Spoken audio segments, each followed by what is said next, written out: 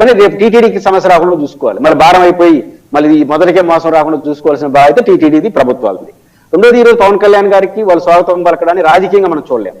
Reason ఏంటంటే ఒక 35 కోట్ల రూపాయల ఒక పెద్ద బడ్జెట్ ని ఆయన చొరవతో కొండగట్టాలయానికి ఇచ్చారు. సహజంగా ఆ థ్యాంక్స్ అనేది ఆ ప్రజలు చెప్తారు, అదేం పెద్ద తప్పు కూడా కాదు, అది వాళ్ళ ఔదార్యం.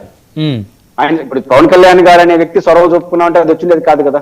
ఆయన డిప్యూటీ సీఎం గా ఉండడం, ఆంధ్రప్రదేశ్ లో ఉండడం, ఆయనకి ఆ దేవాలయం పట్ల ఉన్న ప్రత్యేక అభిమానంతో ఖచ్చితంగా ఆయన ఒత్తిడి చేశాడు కాబట్టి ఇక్కడ ఇచ్చారు.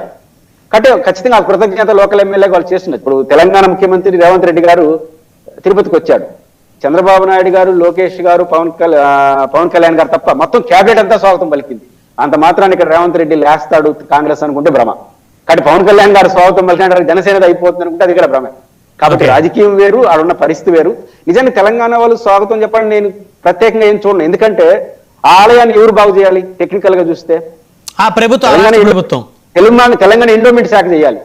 ఆ ఎండోమెంట్ శాఖ భారాన్ని 35 కోట్లు తగ్గించారు పవన్ కళ్యాణ్ గారు. లేకపోతే ఆయన కూడా సొంతంగా కొంత డబ్బులు ఇస్తాడు.